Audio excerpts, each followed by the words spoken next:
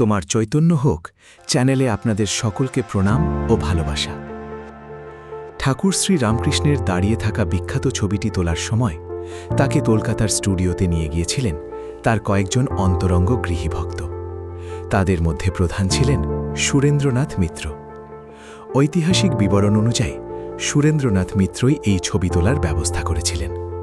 তিনি ঠাকুরের প্রতি গভীর ভক্তি ও শ্রদ্ধা অনুভব করতেন এবং চেয়েছিলেন ভবিষ্যতের জন্য ঠাকুরের একটি ভালো ছবি সংরক্ষিত থাকুক।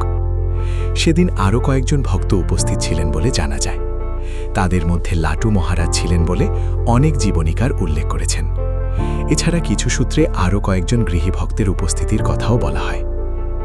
ঘটনাটি হয়েছিল 1881 সালের 10 ডিসেম্বর কলকাতার রাধাবাজারে অবস্থিত দ্য বেঙ্গল ফটোগ্রাফার স্টুডিওতে।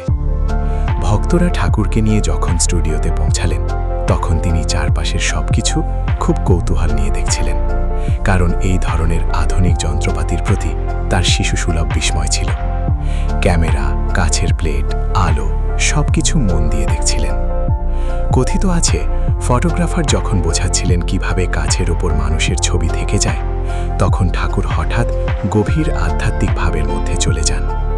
সেই ভাবাবিষ্ট অবস্থাতেই তার হাতের বিশেষ মুদ্রাসহ ছবিটি তোলা হয়।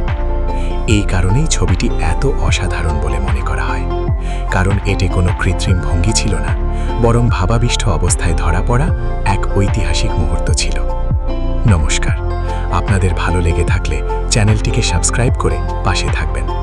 বিশেষ করে যারা ঠাকুরের ভাবাদর্শে বিশ্বাসী তাদের অনুরোধ চ্যানেলটি সাবস্ক্রাইব করে পাশে থাকুন।